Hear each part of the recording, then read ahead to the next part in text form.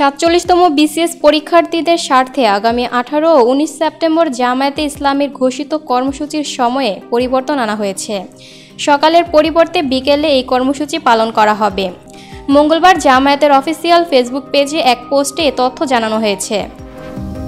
এতে বলা হয়, দেশবাসী ইতোমধ্যে অবগত হয়েছেন যে জুলাই জাতীয় সনদের ভিত্তিতে আগামী ফেব্রুয়ারিতে অবাধ, সুষ্ঠু ও গ্রহণযোগ্য নির্বাচন অনুষ্ঠানের লক্ষ্যে ৫ দফা দাবির ভিত্তিতে বাংলাদেশ জামায়াতে ইসলামীর পক্ষ থেকে ১৫ সেপ্টেম্বর সংবাদ সম্মেলনের মাধ্যমে আগামী ১৮, ১৯ ও ২৬ সেপ্টেম্বর ৩ দিনের কর্মসূচি ঘোষণা করা হয়েছে। এদিকে জানা গেছে যে আগামী ১৮ ও ১৯ সেপ্টেম্বর সকালে বিসিএস পরীক্ষা অনুষ্ঠিত হবে।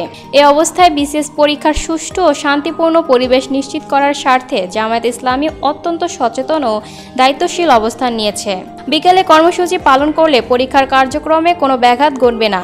সে কারণে ইতোমধ্যেই সারা দেশের সংশ্লিষ্ট শাখাগুলোকে বিশেষ নির্দেশনা দেওয়া হয়েছে যে ১৮ ও ১৯ সেপ্টেম্বর সকালে কোনোভাবেই বিক্ষোভ কর্মসূচি পালন করা যাবে না। কর্মসূচি শুধু বিকালে অনুষ্ঠিত হবে। এতে আরও বলা হয়, আমরা আন্তরিকভাবে দোয়া করছি বিসিএস পরীক্ষার্থীরা যেন যথাযথ প্রস্তুতি নিয়ে পরীক্ষায় অংশগ্রহণ করতে পারে এবং সফলভাবে উত্তীর্ণ হয়ে আগামী নতুন বাংলাদেশ বিনির্মাণে ও জাতির প্রত্যাশা পূরণে গুরুত্বপূর্ণ ভূমিকা রাখতে সক্ষম হবে।